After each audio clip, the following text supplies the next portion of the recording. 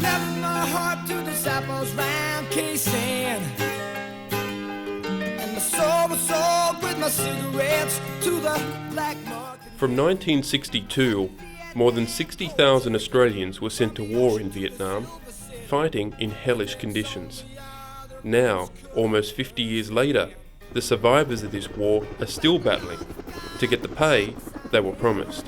It's a national disgrace. It's a terrible injustice, and someone's got to do something about it to fix it up.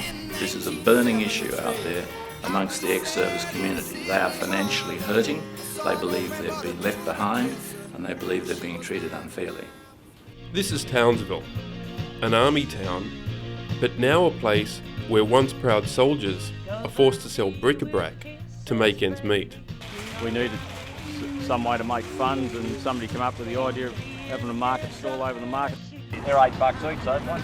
Their retirement fund, the DFRDB, was set up by government to provide them with a comfortable retirement, but they say it doesn't even come close.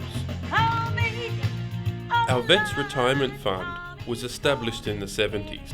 Since then, successive governments have kept the interest rate of this fund well below the cost of living. Now, these men who risk their lives for our country meet at a house for the down and out to campaign for what is rightfully theirs. We have been shafted, screwed by every government since 1972. Retired Brigadier Neil Weeks served 14 years in the army and proudly never left his men behind. Even now, he's still fighting for their welfare. I spent 32 years in the service. I get $24,000 a year. I did 22 years, I get about $17,000 a year, and that's taxed. I spent 27 years, I get 26. I spent 22 years in the army and I get about 24. When I first got out, my pension was around about $16,000 a year. So in 30 years, it hasn't even doubled. Can you imagine what inflation is like over the last 30 years? Neil is a real Australian war hero, awarded with a military cross after ordering an attack on his own position when his troops were surrounded in Vietnam. But only now, after leaving the army, he's fighting his most difficult battle of all, a fight for justice. We've given the most of our lives. We've watched our mates killed in action. We've watched our mates die of all sorts of diseases. We've watched them living off the streets. We've watched them, heard about them going into the DVA office in Sydney and blowing their brains out. For more than 14 years, Neil has written thousands of letters, emails, and flown back and forth to Canberra at his own expense. Most of the politicians just ignore those letters. They don't answer. If they do, it's a form letter. Or if it is, it's a letter saying, we can't afford it. We can't afford it. We can't afford it. For the Australian government's position on this issue, we approached 3 ministers, including Warren Snowden, Minister of Veteran Affairs.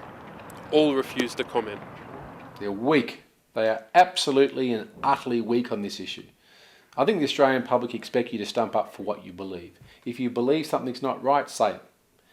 It might not be popular, but at least have the courage of your convictions to say it. The fact that no government will speak to you, or no members of the government will speak to you, says to me that they are hiding. No wonder the government's running for cover. Warren Snowden handed down a superannuation package recently. What do you think of this package? He had the opportunity to include DFRDB and he didn't do it, which was incredibly disappointing, that he squibbed the opportunity to make the most important contribution to Defence Super. The RSL is the voice of veterans, and so should be helping them with their cause. But most vets say the RSL is not doing enough.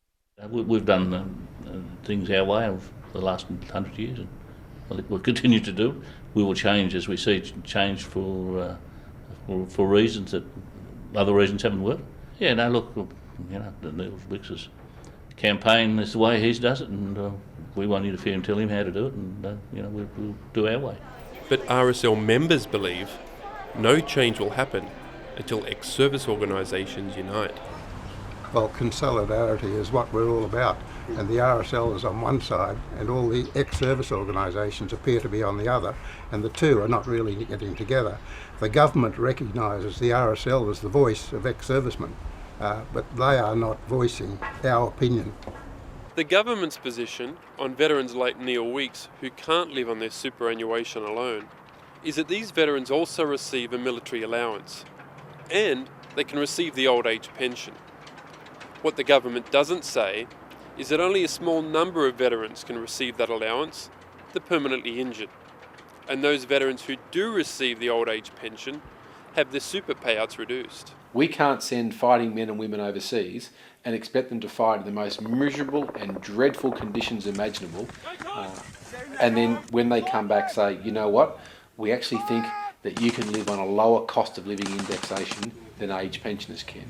It's simply not possible, and it's not right. There are times I just feel like, giving up, but hey, look, these are soldiers. I served with these guys. I lost boys over in Vietnam. I had men killed. This is not something I do for Neil Weeks or anything like that. This is something that someone's got to do for our service personnel. So as the sun goes down on our surviving diggers, who really will remember them?